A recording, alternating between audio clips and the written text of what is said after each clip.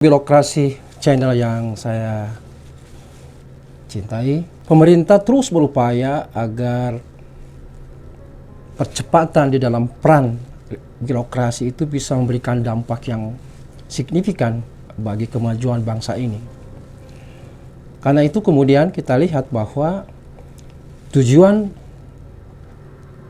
reformasi birokrasi periode 2020 dan sampai kepada 2024 itu bertujuan agar tercipta birokrasi yang berdaya saing, bersih, dan efektif untuk mendorong pembangunan nasional. Salah satu cara untuk bisa mempercepat peran birokrasi itu adalah dengan mengarahkan birokrasi itu ke arah pemanfaatan digital di dalam sistem pemerintahan atau sistem administrasi pemerintahan, yang kemudian dipandang pentingnya upaya percepatan digitalisasi birokrasi. Dan dampak lainnya adalah yang ingin dilihat adalah bagaimana reformasi birokrasi itu mendorong percepatan penyelesaian isu-isu nasional yang kemudian oleh pemerintah menyebut sebagai reformasi birokrasi tematik. Tetapi kali ini kita akan fokus pada bagaimana upaya pemerintah dalam percepatan digitalisasi birokrasi ini. Apakah itu mudah dilakukan atau bagaimana? Ini yang akan kita bahas di dalam sesi pertemuan kita.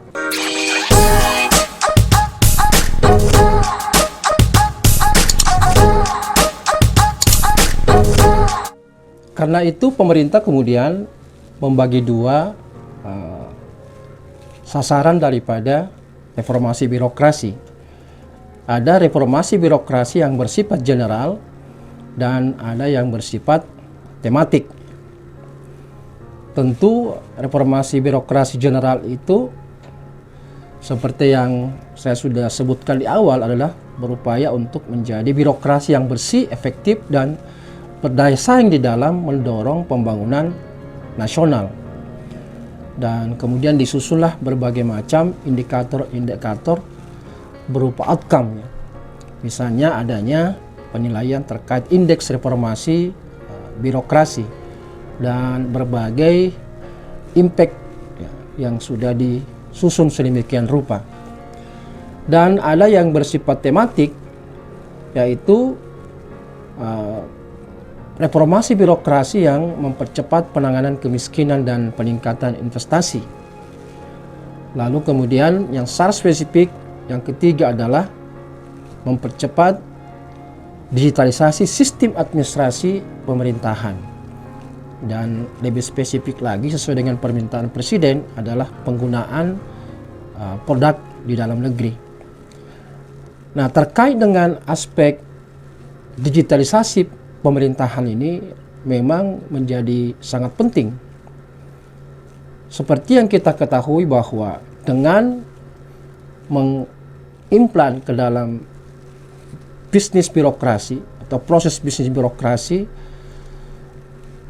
manfaat-manfaat daripada digital itu memang seperti yang kita lihat di berbagai negara itu luar biasa dampak yang ditimbulkan. Di antara manfaat teknologi digital di dalam birokrasi itu meningkatkan customer value-nya ya, atau manfaat kepada masyarakat, terutama pada sektor publik yang biasanya diasosiasikan dengan kepuasan masyarakat terhadap pelayanan publik yang diberikan oleh pemerintah. Manfaat lainnya adalah mampu meningkatkan nilai bisnis bagi organisasi. Dan tentu pada sektor publik terkait dengan jenis-jenis pelayanan yang diberikan. Manfaat lain tentu adalah meningkatnya tentu efisiensi di dalam penggunaan resources karena manfaat daripada teknologi informasi itu. Tentu yang lain adalah membuat pegawai lebih produktif karena mampu membangun budaya inovasi. Karena dengan pemanfaatan digital, maka kolaborasi itu lebih dipermudah. Manfaat lainnya adalah pengelolaan risiko yang dapat dilakukan dengan lebih baik karena berbagai macam kemanfaatan daripada digital itu. Dan manfaat lainnya adalah mempermudah tentu pelayanan yang lebih efektif, efisien, dan akurat.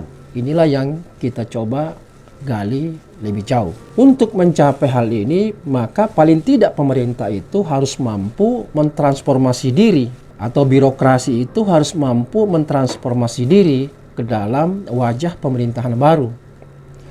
Yang pertama tentu transformasi proses bisnis utamanya sendiri. Nah, ini agar lebih efisien, terpadu, dan adaptif. Dan ini merupakan sebuah kendala yang sampai saat ini menjadi sesuatu yang perlu dicari jalan keluarnya secara bersama-sama. Transformasi kedua adalah transformasi digital tentunya pada bidang administrasi pemerintahan. Hal ini terkait tentu dengan aspek perencanaan, penganggaran, keuangan, pengadaan barang dan jasa, aspek kepegawaian, kearsipan, pengelolaan barang milik negara, aspek pengawasan, akuntabilitas kinerja, dan berbagai layanan-layanan lain sesuai dengan tentu kebutuhan internal birokrasi pemerintah ya, yang berkembang seiring dengan dinamika yang dilayani. Dan transformasi yang ketiga adalah transformasi digital pada bidang pelayanan publik. Nah, inilah yang ingin kita lihat lebih jauh gitu ya. Misalnya dalam sektor pendidikan, pengajaran, pekerjaan, dan berbagai usaha masyarakat, perumahan, komunikasi dan informasi, bagaimana aspek lingkungan hidup, aspek kesehatan masyarakat dan lingkungan, jaminan sosial, ya, energi, perbankan, perhubungan, sumber daya alam, pariwisata, dan sektor-sektor strategik lainnya. Nah, pemerintah saat ini telah mendesain sebuah peta jalan bagaimana birokrasi pemerintah itu menuju birokrasi digital. Dan ini dikeluarkan oleh Sekretariat Eksekutif Komite Pengarah Reformasi Birokrasi Nasional, di mana mereka memprogramkan adanya 9 program percepatan birokrasi digital Indonesia yang akan dilakukan kurun waktu 2023 dan 2024.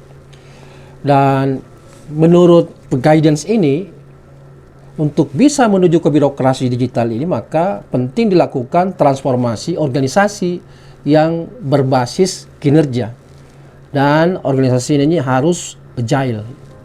Jadi cepat tanggap, tangkas, dan respon yang tinggi tentunya. Program yang kedua adalah bagaimana mentransformasi jabatan fungsional yang sampai sekarang ini masih memerlukan tindak lanjut lebih jauh agar para pejabat yang diimpasing ke pejabat fungsional ini di dalam bekerja tidak lagi masih ada mindset dan kultur set yang seolah-olah mereka masih menjadi pejabat struktural. Yang ketiga adalah transformasi squad model, atau dalam Permenpan nomor 6 sekarang baru disebut dengan tim, ya. Pembentukan sistem kerja yang berbasis pada tim. Yang keempat adalah transformasi SPBE dan pemanfaatan super aplikasi. Dan ini baru saja dikeluarkan oleh Menpan di dalam surat edaran 18 tahun 2022 tentang bagaimana membangun arsitektur SPBE dan peta SPBE. Dan ini harus menjadi pedoman di semua tingkatan pemerintahan dalam rangka percepatan digitalisasi birokrasi. Yang kelima adalah bagaimana pengelolaan talenta ini, ya, yang mereka sebut sebagai strategic talent management, dan mobility SDM yang disebut seringkali dengan flexible working arrangement. Bagaimana ke depan para pegawai ini bisa bekerja secara fleksibel, baik digunakan untuk dalam konteks internal organisasinya maupun lintas tim maupun lintas organisasi. Yang keenam adalah pentingnya collaborative working, baik di kementerian, lembaga maupun Pemda yang berbasis pada kinerja atau SAKP, Sistem Akuntabilitas Kinerja Pemerintah.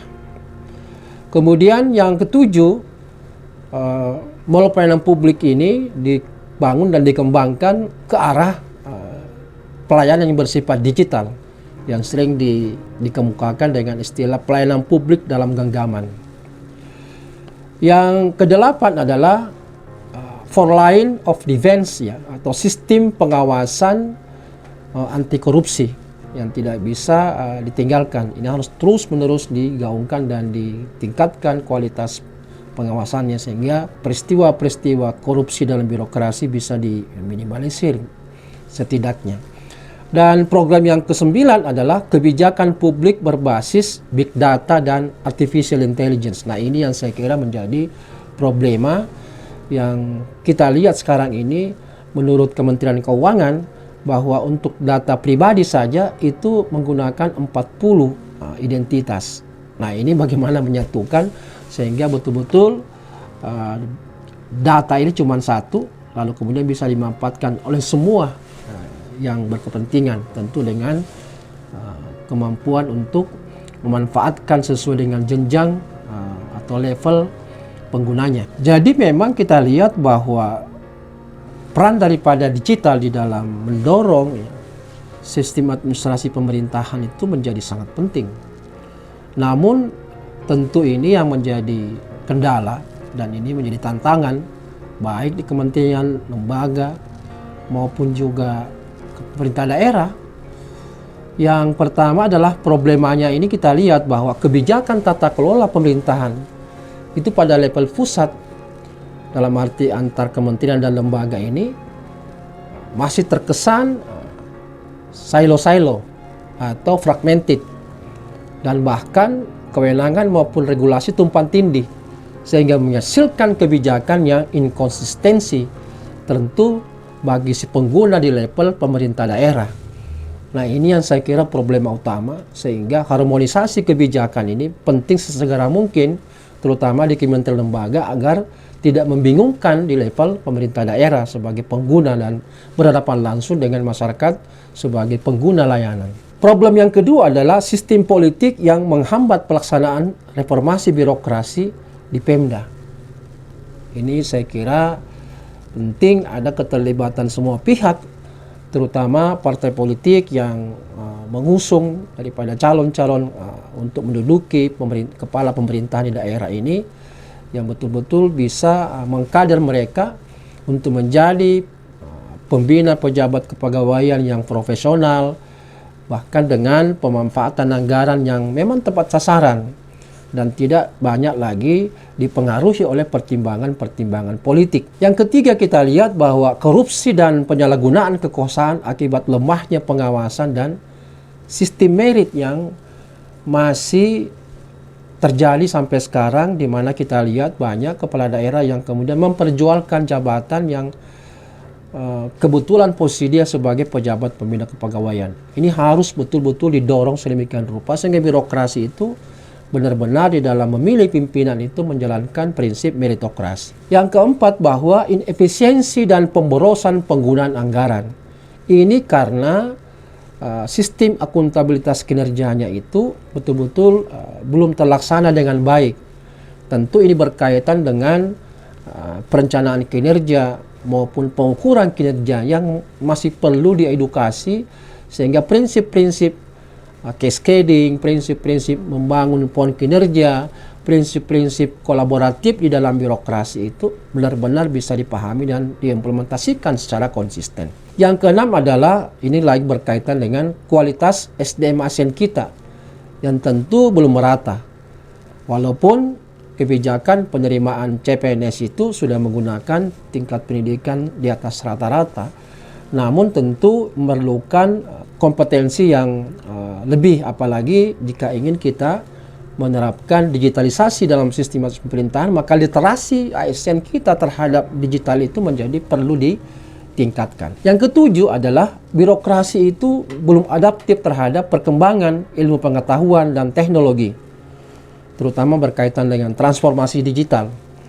Nah, ini saya katakan tadi berkaitan dengan membangun kompetensi ASN yang capable terhadap pemanfaatan digital, sehingga transformasi dari cara ke cara kerja manual ke transformasi atau bekerja dengan berbasis pada digital ini betul-betul harus intensif ditingkatkan. Yang masih berlangsung sampai sekarang kita lihat bahwa reformasi birokrasi itu hanya bersifat proyek dan dalam rangka semata-mata untuk memenuhi permintaan administrasi dari pusat gitu. Nah, ini yang menjadi penyebab sehingga kita lihat bahwa indeks reformasi birokrasi sampai sekarang ini belum banyak memperlihatkan dampak, sehingga kemudian Presiden memerintahkan kepada Kementerian Pan-RB sebagai leading sektor untuk dalam 2 tahun terakhir ini betul-betul reformasi birokrasi itu mampu mengurangi kemiskinan, terutama kemiskinan ekstrim, realisasi investasi bisa semakin meningkat, sehingga betul-betul keberadaan daripada reformasi birokrasi itu bisa dirasakan oleh masyarakat. Berikutnya bahwa memang ini jadi masalah utama, yaitu komitmen pimpinan daerah terhadap reformasi birokrasi yang masih rendah. Misalnya, bagaimana keterkaitan ada nilai reformasi birokrasi dengan sistem reward dan punishment yang diterapkan di pemerintah daerah. Nah, ini saya kira perlu dibangun sedemikian rupa, dan mudah-mudahan di Undang-Undang Nomor 1 Tahun 2022 ini yang mempertimbangkan bahwa tunjangan kinerja itu basisnya pada nilai indeks reformasi birokrasi benar-benar bisa diterapkan di tahun-tahun mendatang. Selanjutnya ini pimpinan yang masih kurang terbuka terhadap inovasi. Padahal sekarang eranya era inovasi. Nah, bagaimana bisa staf bisa atau pegawai bisa berinovasi kalau kemudian pimpinannya sendiri kurang berminat dan kurang terbuka dan beri kesempatan kepada ASN-ASN yang memiliki potensi untuk itu. Saya kira pemerintah sekarang sudah berupaya untuk mempersiapkan wadah itu dengan apa yang tersebut dengan cara kerja yang berbasis pada tim, sehingga betul-betul susunan struktur tim itu basisnya pada kompetensi, sehingga kolaborasi antar kompetensi ini bisa melahirkan inovasi-inovasi di dalam birokrasi. Kemudian kita lihat bahwa di tingkat daerah ini persepsi regulasi yang tidak mendukung inovasi. Jadi seperti dikatakan di dalam Grand Design Reformasi Birokrasi sejak dikeluarkan Perpres 81 tahun 2010 bahwa birokrasi ini untuk bisa maju ke depan maka harus bisa meninggalkan kebiasaan lama yang disebut dengan harus bergeser dari rule base ke performance base, dalam arti bahwa jangan setiap bekerja selalu berdasarkan diri pada regulasi yang kemudian mengikat dirinya untuk tidak bebas berinovasi. Tentu ini berkaitan erat pula dengan bagaimana dilakukan deregulasi, sehingga regulasi itu bukan menjerat dan menyebabkan kemudian pegawai tidak mampu berinovasi. Yang masih kental kita lihat adalah ego sektoral. Nah, biasanya daerah ini ketika ada pengalokasian anggaran, maka perangkat daerah mendapatkan alokasi anggaran, memandang dirinya itu bahwa uang yang diberikan itu milik dia dan tidak perlu atau dikolaborasikan dengan perangkat-perangkat daerah lain, padahal banyak sekali program prioritas yang memerlukan kolaborasi antara perangkat daerah. Nah, ini yang harus dibalik-balisir, termasuk di level kementerian maupun lembaga. Nah, yang lain bahwa ini standar minimal layanan kita yang masih beragam ya. Walaupun Kementerian Pan-RB telah mengeluarkan indeks kepuasan masyarakat, tetapi yang terpenting adalah mengenai standar datanya. Sehingga betul-betul bisa ditangkap seperti apa penilaian masyarakat secara objektif terhadap pelayanan yang diberikan oleh sebuah birokrasi. Yang terakhir saya kira mengenai keterbatasan kemampuan teknologi. Nah, ini juga bahwa teknologi ini menjadi sebuah kebutuhan kini dan di masa depan, sehingga orientasi untuk melakukan segala proses dalam birokrasi itu bisa dilakukan dengan lebih optimal, tentu dengan pemanfaatan teknologi, nanoteknologi, robotik dan sebagainya. Ini tantangan saya kira bagi birokrasi untuk ingin menjalankan seluruh sistem administrasi yang berbasis pada digital. Menarik untuk kita misalnya belajar dari negara-negara yang sukses di dalam memberikan pelayanan kepada masyarakatnya. Misalnya Estonia ya, walaupun tentu ini tidak bisa apple to apple karena Estonia jumlah penduduknya kan sekitar 1,3 juta ya. Tetapi tekad mereka untuk memberikan layanan yang terbaik kepada masyarakatnya itu bisa diacungi jempol ya. Karena kita tahu bahwa sekarang ini Estonia itu sudah mampu menyiapkan layanan lebih dari 4.000 ya, yang belum dan mungkin akan menuju ke sana hanya ketika seseorang mau bercerai atau menikah, itu yang belum digitalisasi, tapi semuanya digitalisasi. Bahkan kalau kita ingin menjadi warga negara ya Estonia, tidak perlu ke negaranya, cukup pakai online ya, termasuk berbisnis dan sebagainya, termasuk aspek kesehatan semuanya, atau membeli obat juga semuanya sudah digital gitu ya. Nah, karena itu kita bisa lihat di dalam data yang ditampilkan bahwa negara yang paling terkoneksi, paling inovatif dan layanan yang secara daring serta gaya hidupnya maju secara digital ya, sehingga kemudian negara ini kemudian menarik ya para investor ya dari berbagai penjuru dunia untuk memanfaatkan fasilitas yang disiapkan oleh negara.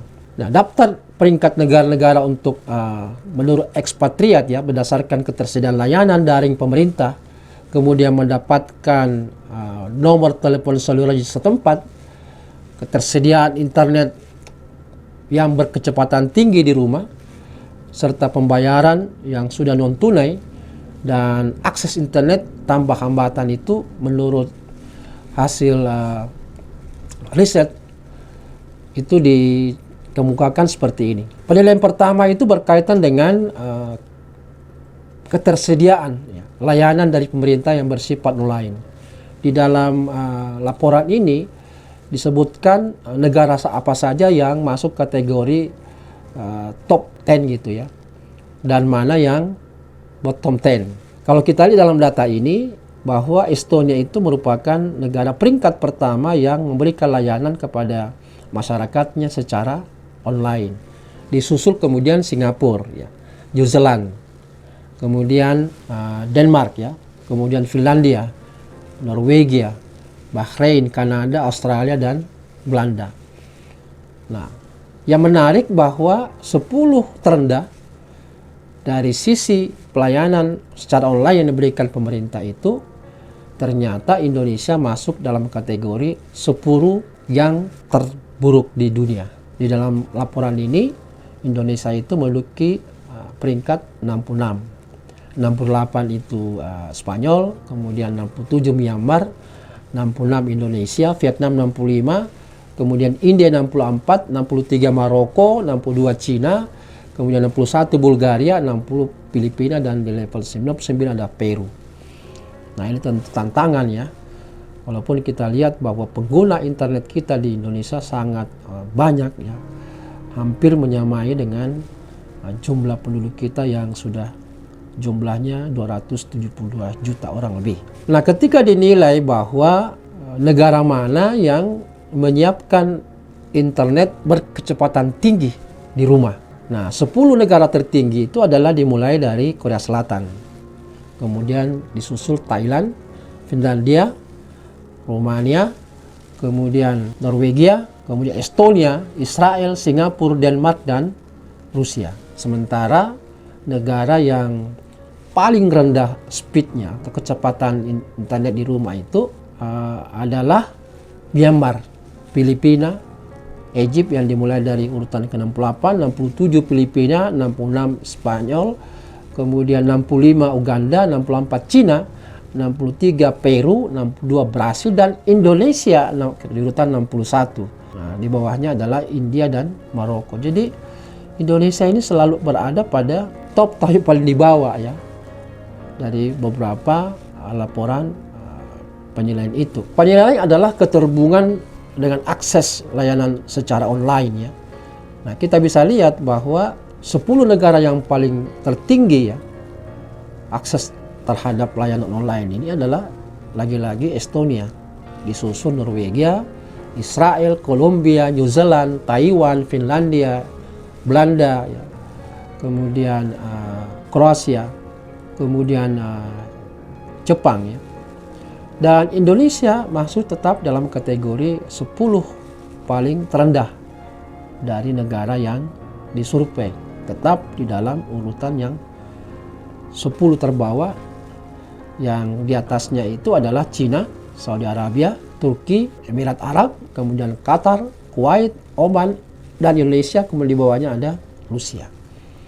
Tentu ini tantangan bahwa bagaimana pemerintah berupaya secepat mungkin dalam 2 tahun ini mendorong agar sistem administrasi pemerintah Indonesia itu berbasis digital. Belum lagi kita bicara bagaimana readiness, ya, kesiapan masyarakat ketika pemerintah itu bertransformasi di dalam memberikan pelayanan kepada masyarakat berbasis digital. Tentu ini penting untuk dilakukan juga langkah-langkah secara simultan.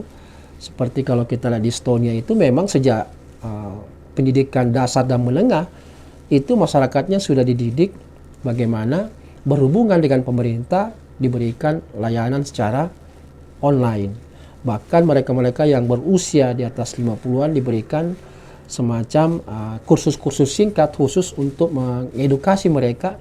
Bagaimanapun juga mereka tetap akan pasti ketika pemerintah itu juga menggunakan jasa online. Karena itu semua kalangan harus bisa diedukasi sehingga literasi terhadap digital ini semakin dimengerti, dan pada akhirnya semua masyarakatnya bisa memanfaatkan tekad daripada pemerintahnya untuk memang memberikan layanan semata-mata berbasis pada digital karena lebih efisien dan lebih efektif. Saya kira ini yang ingin sampaikan sepintas mengenai bagaimana langkah pemerintah untuk mempercepat digitalisasi pemerintahan ini. Tapi apakah dimungkinkan jika berbagai problema tadi yang saya sebutkan itu masih merupakan kendala berat bagi pemerintah? Belum lagi kita bicara namanya readiness, ya, kesiapan masyarakat terhadap layanan pemerintah yang diarahkan kepada basis digital. Mudah-mudahan ada manfaatnya, dan salam reformasi birokrasi.